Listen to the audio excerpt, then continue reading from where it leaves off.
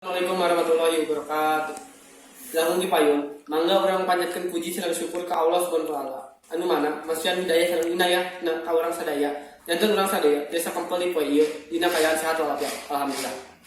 Hadirin sadayana nu simkuring ni hormat. Kenalkeun pesta simkuring para putra di kelas 11 MIPA 5 bade ngadugikeun diantara anu judulna pentingna moral sareng akhlak di zaman ayeuna. Moral sareng akhlak teh ngaduan arti anu hampir mirip nyaeta pangajaran ngeunaan tindakan sareng perilaku anu hade sareng goreng. Nu ngabedakeunna nyaeta aya akhlak mah ngambil sudut pandang ti sudut pandang agama, aya moral ngambil sudut pandang ti peraturan atau norma-norma nu aya. Contoh-contoh perilaku moral sareng akhlak nu hade nyaeta taat beribadah, mikir runtah ka tempatna, teu ngomong kasar jeung sajabana. Aya contoh-contoh perilaku moral sareng akhlak nu teu bener mah kebalikan tadi, jarang ibadah, mikir runtah sembarangan jeung sajabana. Di zaman ayeuna teu saeutik jalma nu mibogaan moral sareng akhlak nu goreng. Contoh nu nyatana we pejabat-pejabat negara anu ngalawan korupsi.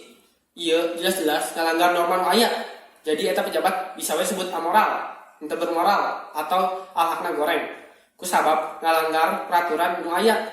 Jelema bisa dianggap bermoral atau miboga akhlak nu hade upami anjeunna boga kasadaran pikeun nampi sareng ngalaksanakeun peraturan anu berlaku sareng kalakuanana. Atanapi kalakuan saluyu sareng nilai-nilai moral anu dihargai dina lingkungan.